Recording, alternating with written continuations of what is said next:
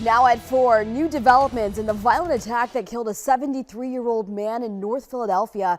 Action News has learned that the two minors wanted in connection with last month's brutal beating are expected to turn themselves into police today. Monday afternoon, Brian and Sarah are off. I'm Christy Aletto. And I'm Jillian Mealy. The big story on Action News is the expected surrender of those two juveniles who were also siblings. Today, we spoke with the victims' relatives who are pleading for anyone with more information to come forward. That's right. Action News reporter Walter Perez is live outside police headquarters with more on today's developments. Walter?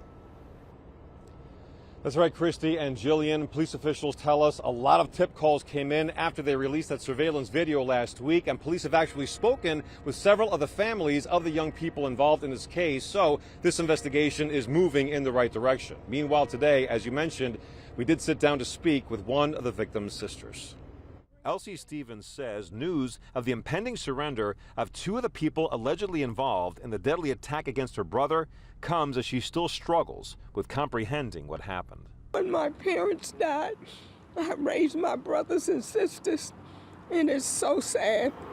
He lived that long, and these kids would take his life and beat him like he was nothing in the street. This surveillance video shows how a group of 7 young people, most believed to be in their mid-teens, taunted and brutalized 73-year-old James Lambert, affectionately known as Simmy. Lambert was beaten to the ground with the use of a traffic cone while walking across Cecil B Avenue back on June 24th. The video shows how Mr. Lambert tried to get up and get away, only to get pummeled back into the pavement. He later died of his injuries. The victim's dear friend, Larry Kane, says there is no way that Simmy did anything to provoke these young people. We spend a lot of time together during the daytime, and he's a very, very nice guy. And Elsie Stevens now says she will not be able to rest until she knows that all of the people involved are behind bars. Everybody that called me and talked to me, they just don't understand why these kids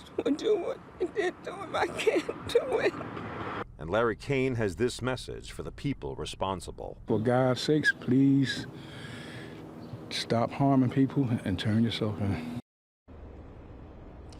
And so, once again, 2 of the suspects are expected to surrender sometime today. We're also told that one of the suspects involved in this whole thing might be as young as 10 years of age. We'll have much more on this story coming up on Action News starting at 6. Reporting live from police headquarters, Walter Perez, Channel 6, Action News. Christy? Yeah, and a family's still looking for closure. Walter, thank you.